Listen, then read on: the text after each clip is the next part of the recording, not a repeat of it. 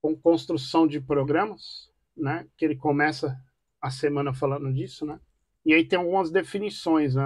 Que é isso que eu penso, né? Ele pode pegar essas definições. Então, para você construir um programa, você tem que começar pela definição de um problema, o que você quer resolver, né? Fazer um algoritmo do como resolver, né? E o algoritmo seria uma sequência de passos onde você visa atender um objetivo bem definido. Então, isso é uma coisa que assim, são definições, né? Tá fora do programa, então pode cair lá, né? Tá aqui.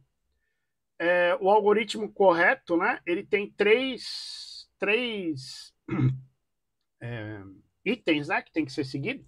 Cada passo deve ser uma instrução, a ordem dos passos deve ser determinada e deve ter um fim, né? Ele frisa isso que tem que ter um fim. Até numa das aulas dele ele fala que da parte lá do while, né? Do for, que você pode ter um loop infinito, né? E aí você tem que dar um Ctrl C para a máquina parar. Eles falam que o correto é você ter um fim ali, né? No seu programa, né? E você vai refinar, né? Esse algoritmo até chegar próximo de uma linguagem de programação, tá? Aí ele entra em fluxograma, que é uma representação esquemática de um algoritmo, né?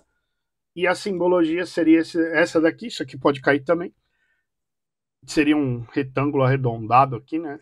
Início ao fim. Aí você tem um paralelograma, entrada e saída de dados, a instrução é um retângulo, né? Esse losango deitado aqui seria o ponto de decisão, e a setinha o fluxo de dados.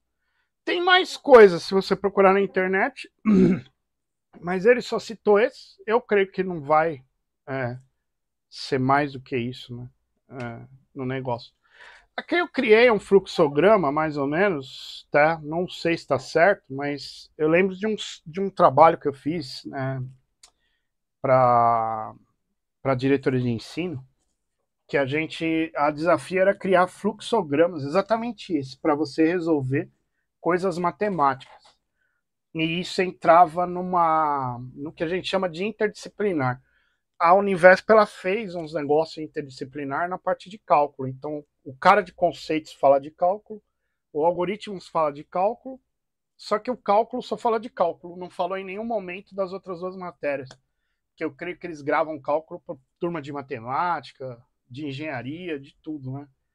E o fluxograma aqui para o limite que eu montei, né? Então a gente teria um início de um fluxograma, onde eu vou calcular um limite. Aqui eu coloquei, mas eu não precisaria colocar.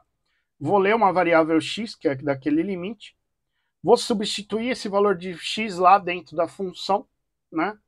E aí eu vou ver se eu caio numa indefinição.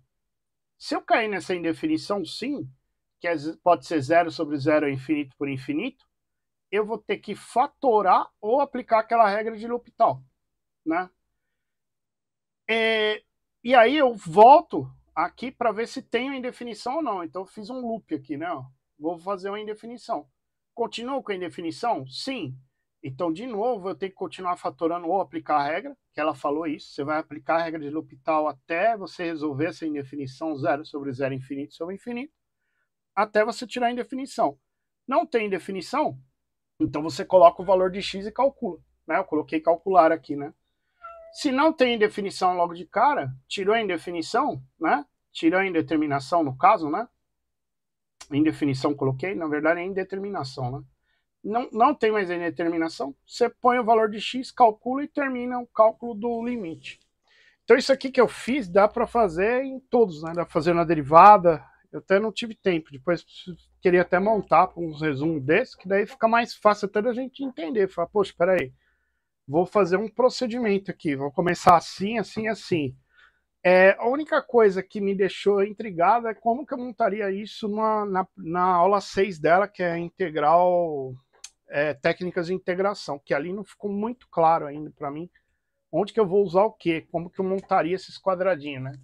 No caso do limite ficou claro, no caso da derivada a gente tem uma parte clara aqui, que você vai aplicar a tabela e você vai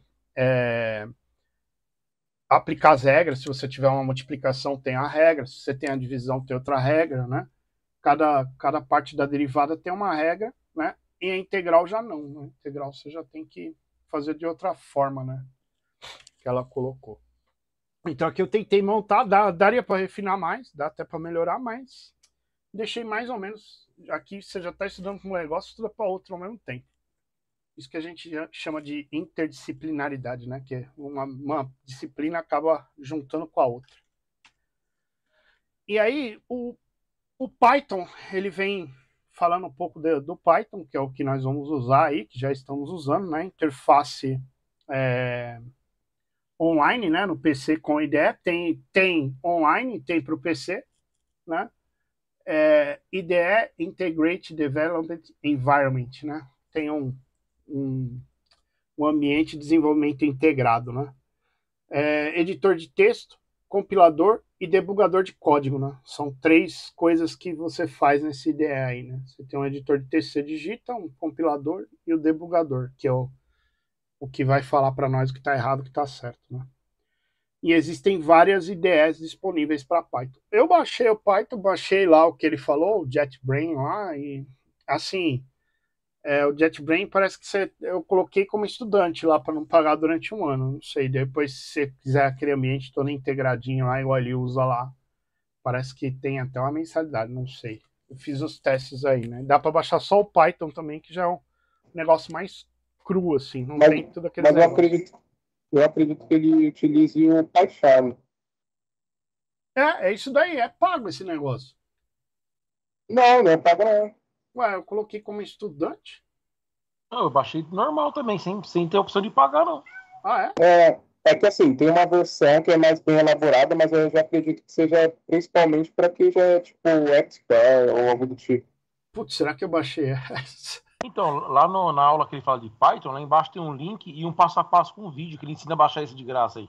Eu cliquei nele, aí chega uma hora que pergunta de preço e não sei o que e tal. Quer ver? Ó, vou abrir ele aqui pra gente ver. Eu baixei esse Que aí negócio seria. aqui, ó.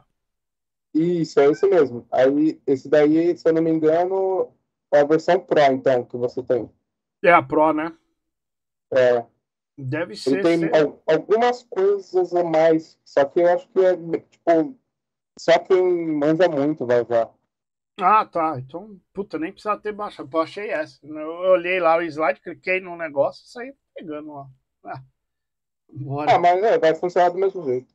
Ah, eu achei muita coisa, dá para fazer muita coisa com esse programa, hein? Ele tá muito na Sim, moda aí, dá para fazer um monte de coisa com essa linguagem, né, de programação. verdade. Né? Eu vi aí, dá para fazer. Eu vi um cara aí, ele até acho que vai ter um curso aí, sei lá. Aí ele faz um negócio que manda e-mail automático, diz que vai ensinar um outro negócio lá que vai fazer uma inteligência artificial, várias coisas. Falei, Sim, que nossa. tem que fazer detecção de objetos, identificar quando uma lata de uma cor ou de outra através da câmera, sabe? São muitas coisas. Bastante coisa, né? Beleza. Bom,